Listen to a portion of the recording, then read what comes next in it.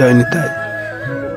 अज्ञानतिमिरान्धस्य ज्ञानाञ्जनशलाकया चक्षुरुन्मीलितं येन तस्मै श्रीगुरुवे नमः। मूकं करोति वाचालं पङ्गुं लङ्घयति गिरिं यत्कृपातमहं वन्दे गुरुदीनवतारणम्। वृन्दाय ओहि तुलसीदेव्यै ओहि प्रिया ओहि केशवस्य च कृष्णो भक्तिपदे देवी सत्त्ववत्यै नमो नमः। जय निताय, जय गौरहरि।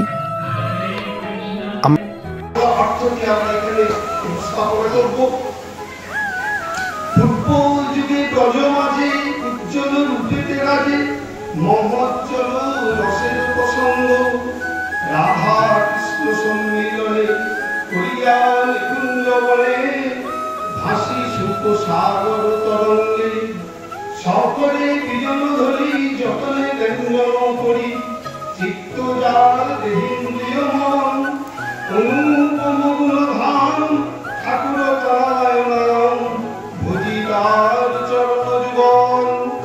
জয় জয় শ্রী ঠাকুর কানায় প্রভু কি,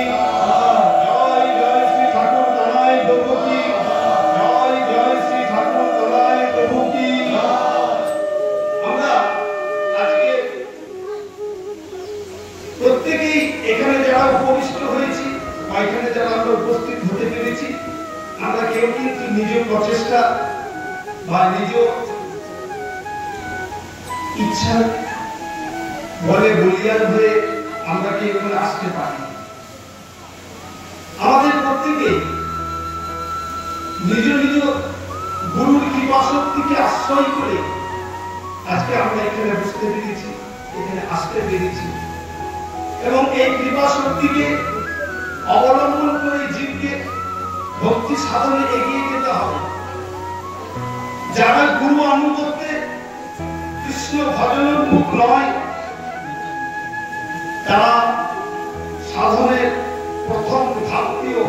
টপকাতে পারে। সুতরাং আমরা প্রত্যেকেই সেই গুরু আনুগত্যে যেহেতু এখানে উপস্থিত হতে পেরেছি, তাই একটু আমরা নারোত্তম দাস ঠাকুরের একটি পথ আছে গুরু বন্দনা সম্বন্ধে, সেইটি উল্লেখ করে আমরা আজকের ভাগবতী পাঠেতে প্রবেশ করব।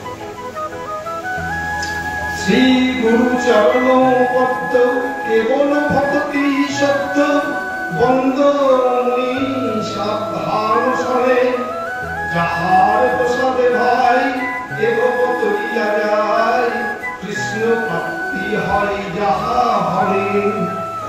গুরু মুখ পদ্ম বাক্য হৃদয় করিয়া ঐক্য, আর না করিও মনে আশা।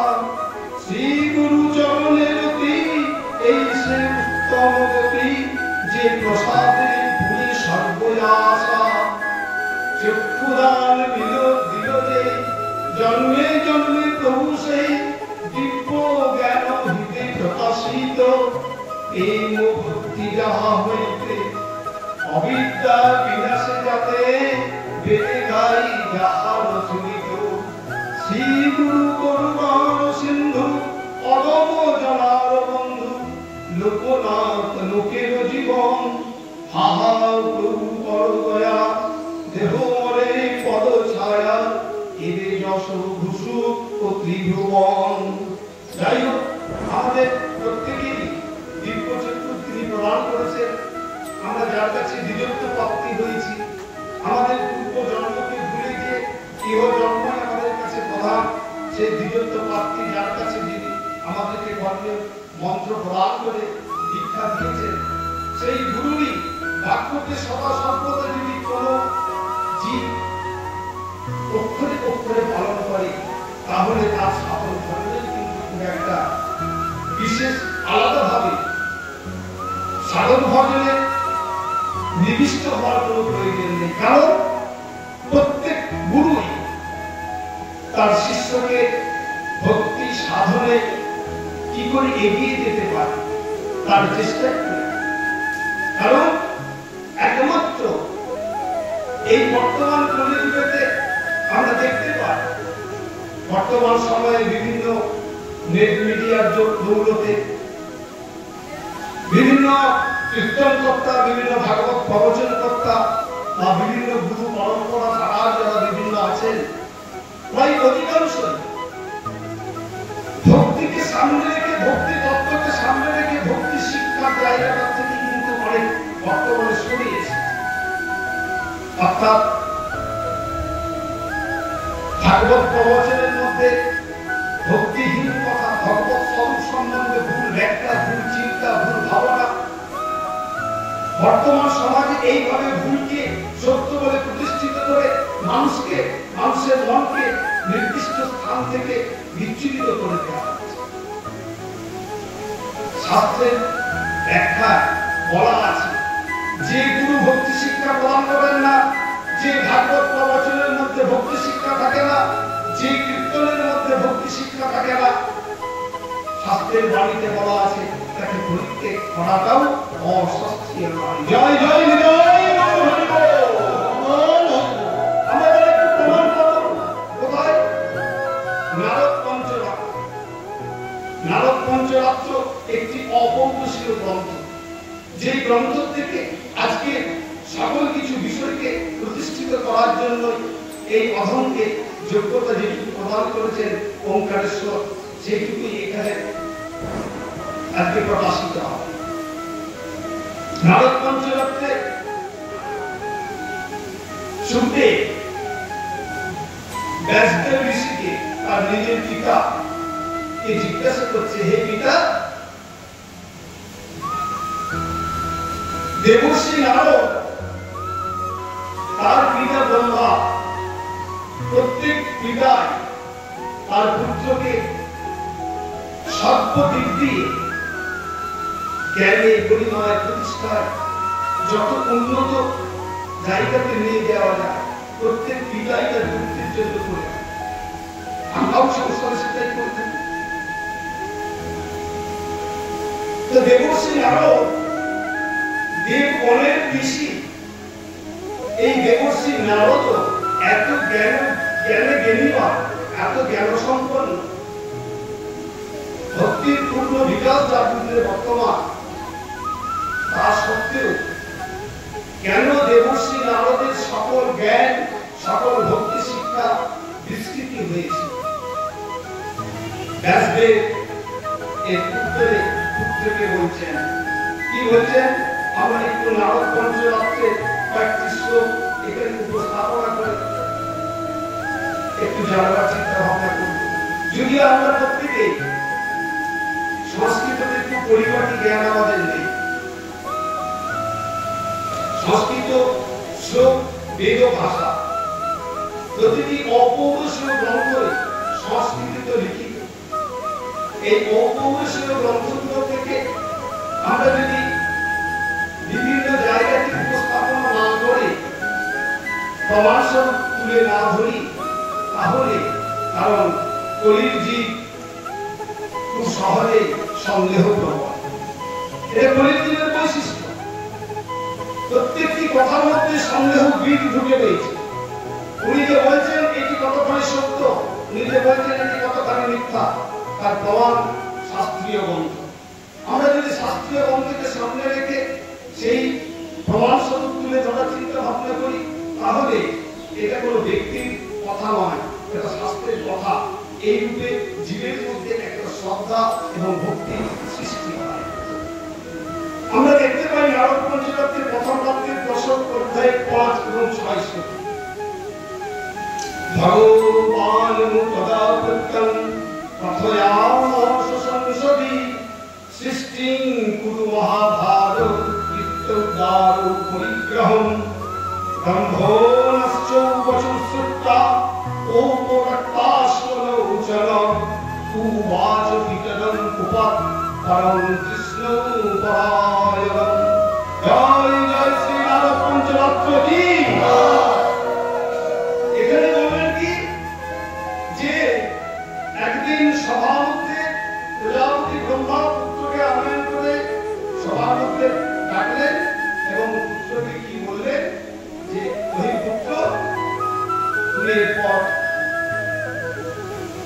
সংসার পরিগ্রহ করো, অর্থাৎ তুমি সংসারী হও, প্রজার সৃষ্টির জন্য তুমি নিজেকে তৈরি করো।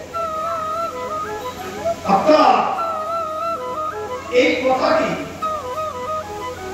দেবশ্রী নারদের হৃদয় কি খুব পোষণ করল, অর্থাৎ অন্তরে দুঃখ পেল এবং তার প্রত্যুত্তরে নিরবিচ্ছিন্ন যিনি কৃষ্ণ নামে যুক্ত থাকে, সেই নিরবিচ্ছিন্ন দেবশ্রী নারদ তাকে যখনই সংসারে পরিগ্রহ করার কথা বললেন, তখন দেবশ্রী নারদের মধ্যে পিতার প্রতি অশ্রদ্ধা তৈরি হল। কেন না, এই জগৎ সংসারে সকলে সকল কিছু দিতে পারে, কিন্তু ভাগবতী শিক্ষা, ভগবান সম্বন্ধীয় ভগবত স্বরূপে ভগবত প্রীতির জন্য যে সাধন ভজনের পন্থার কথা,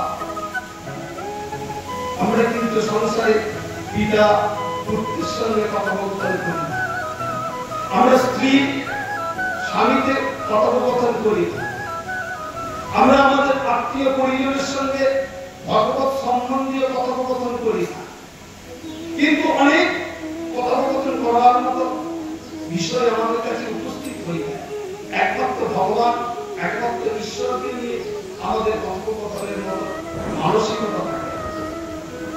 তাই দেবশ্রী নারদ এর উত্তরে পিতার প্রতি ক্রোধ প্রকাশ করছেন।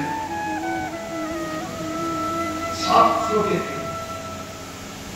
সর্বেষামপি বন্দানাং পিতা চৈব মহাগুরু জ্ঞানদাতু পরবন্ধনো ভূতপুনঃ ভবিষ্যতি। কি বলেন যে ভুবনের সমস্ত পূজনীয় ব্যক্তিদের মধ্যে পিতা পরম গুরু এবং জ্ঞানদাতা এবং তাই তিনি বন্দনীয়। অতএব পিতার তুল্য বন্দনীয়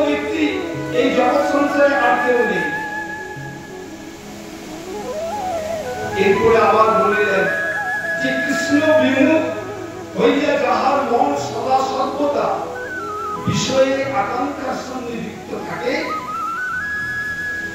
সে কখনো তার প্রতি কখনো গুরু জ্ঞান প্রতিষ্ঠিত হতে পারে না। জয় জয় নিতাই গৌর হরি।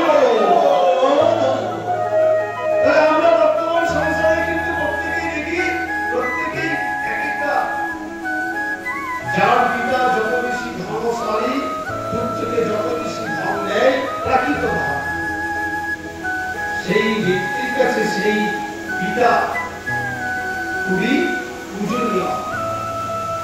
প্রতিষ্ঠা যে যত দিবে, সেই পুত্র তত প্রতিষ্ঠিত ভাব নিজেকে মনে করে। কখনোই কিন্তু পিতার কাছ থেকে সে ভাগবত জ্ঞান অর্জনের জন্য কখনো প্রশ্ন করেনি, কখনো আর সেই চাওয়া পাওয়াটা আমরা বর্তমান সংসারে দেখতে পাই না। তাই আমরা এই বর্তমান সংসারে দেবশ্রী নারদের ভিতরে পিতার প্রতি বা সেই আত্মীয় বর্গের প্রতি বা সেই গুরুজনদের প্রতি অশ্রদ্ধার কথা বললেন, যে প্রয়োজনে সেই জনকে পরিত্যাগ করাটাও শাস্ত্রের ক্ষেত্রে কোন রকমের অবজ্ঞা নয় এবং অশাস্ত্রীয় নয়। তাহলে আমরা জানি পরম্পরা ধারাতে একটা বিচার বিশ্লেষণের জায়গা আছে। আমরা প্রত্যেকেই শুনি যে গুরু ত্যাগ করাটা, কোন গুরুর যে গুরুকে ত্যাগ করাটা অপরাধ নয়। আমরা কিন্তু নারদ পঞ্চবাক্যের কথা থেকে জানতে পারছি যে গুরুকে প্রয়োজনে ত্যাগ করিলেও অশাস্ত্রীয় নয়। কেন বললেন না? যে গুরুদেব শিষ্যকে ভক্তি শিক্ষায় শিক্ষিত করার জন্য প্রয়াসী হন না, যে গুরু শিষ্যকে আত্মেন্দ্রিয় বৃদ্ধির জন্য ব্যবহার করে, সেই গুরুকে পরিত্যাগ করার কথা শাস্ত্রের বাণী থেকে আমরা এখানে জানতে পারলাম। এবং কোন শিষ্য যদি গুরু বাক্যকে উল্লঙ্ঘন করে এবং গুরুর আদেশকে যদি অবজ্ঞা করে, অবহেলা করে, তাহলে সেই গুরুদেব সেই শিষ্যকে পরিত্যাগ করার জন্য কোনো কিন্তু বোধ করে না। এটাই শাস্ত্রীয় বিধান। তাই দেবশ্রী নারদ পরেশকে বললেন কি না, সেই গুরুকে মহাশত্রু মধ্যে গণ্য করিলেন। সগুরু পরম ওই যোগদাতি হাস্যস্তুতিম তং নমস্কৃত্য ততৌ সিদ্ধা প্রজাপতি জ্ঞানদোপগুরুম। কি বলেন?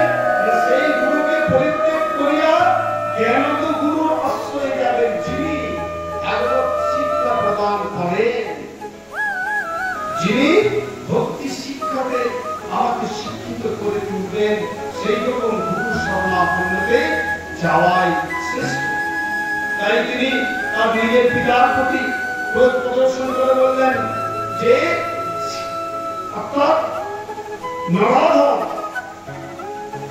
যে পিতা পুত্রকে ভাগবতী শিক্ষা প্রদান না করে প্রাণপদ মোহাম্মদ আশ্চর্যের মধ্যে বুদ্ধিপাকে পোষণ করে, সেই পিতাকে পরিত্যাগ করার ক্ষেত্রে কোন অশাস্ত্রীয় ভাবনা নেই, সেটাই শাস্ত্রীয় ভাবনা। তাই এই ক্রোধের বশবর্তী হয়ে দেবশ্রী নারদকে পিতা ব্রহ্মা অভিশাপ প্রদান করলেন যে হে পুত্র, তোমার এই আচরণের জন্য তুমি যা কিছু ভাগবত ভক্তি শিক্ষা অর্জন করেছো, যা কিছু ভাগবত জ্ঞান অর্জন করেছো, সকল কিছুই তুমি বিস্মৃতি হবে।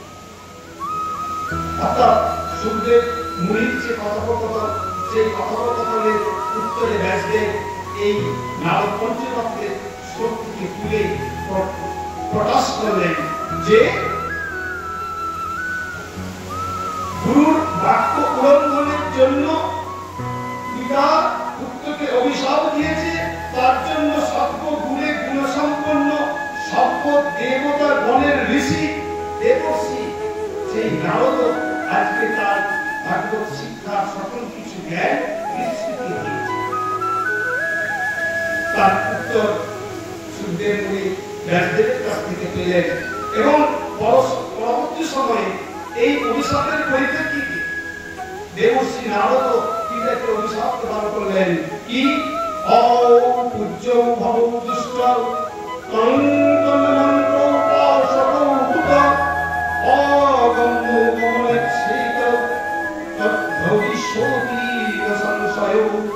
কি বললেন হে কৃষ্ণ পিতা তুমি জগতে অপূজ্য হবে এবং কেহই তোমার মন্ত্রের উপাসনা উপাসক হবে না।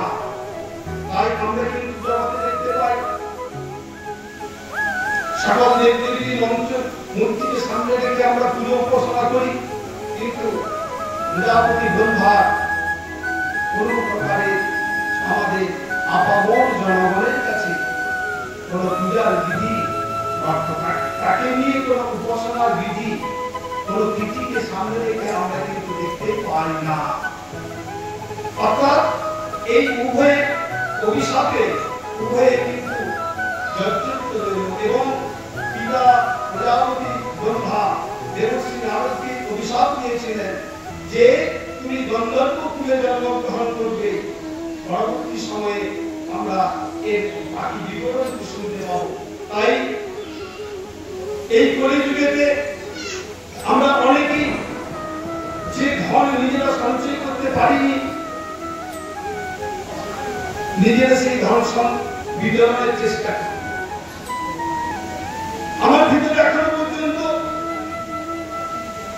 প্রেম নামক ধনটি সঞ্চয় হয়নি। আর আমি কি প্রেম ছড়াতে প্রাপ্য? আমরা এইরকম অনেক ভাগবত প্রবচন বক্তা আছি, আমরা এইরকম অনেক কীর্তন বক্তা আছি যারা আমরা নিজেরাই প্রেম ধন সঞ্চয় করতে পারি। আজকে একটি ভিখারি যদি সে অর্থ দান করে বলে তাহলে কি সে বেশি দিন টিকতে পারবে? কিন্তু আমি যদি ধন সঞ্চয় করি, আমি কিন্তু ধন বিতরণ করতে পারি। এখানে প্রাকৃত ধন না, এখানে অপ্রাকৃত ধন, কৃষ্ণ প্রেম ধন। অর্থাৎ কৃষ্ণ প্রেম ধনের ধনী যিনি, তিনি একমাত্র ধন বিতরণ করতে পারেন। যিনি নিজে কৃষ্ণ প্রেমের ধনী নয়, তিনি কি করে কৃষ্ণ প্রেমের ধন বিতরণ করবেন? অর্থাৎ আমরা বর্তমান সময়ে নিজেরা শুধু অভিনয় করে যাচ্ছি। আমরা শুধু অভিনয় ছাড়া আর কিছু না। আমরা ধনকে বিতরণ করে যাচ্ছি, কিন্তু নিজেরা ধনী হতে পারি। দুঃখ এইটাই। তাই আমার গৌরী বললেন কি যে এই বর্তমান সময়ে আমাদের প্রত্যেককে যে পথকে আশ্রয় করে চলার কথা, আমার গৌরী আমার গৌর সুন্দরের দেখানো পথ এবং মত, এইটাকে আশ্রয় করে যদি আমরা চলতে পারি, নিশ্চয়ই আমরা কোনো না কোনো ভাবে পূর্বজন্মের স্বীকৃতি হোক বা ইহজন্মের স্বীকৃতি পেয়ে হোক, ইহজন্মে না হলেও পরবর্তী জন্মে তো আমরা সে আকাঙ্ক্ষ রাখতে পারি। তাই আমরা আমাদের প্রচেষ্টা থেকে যেন নিজেরা বিরত না হয়,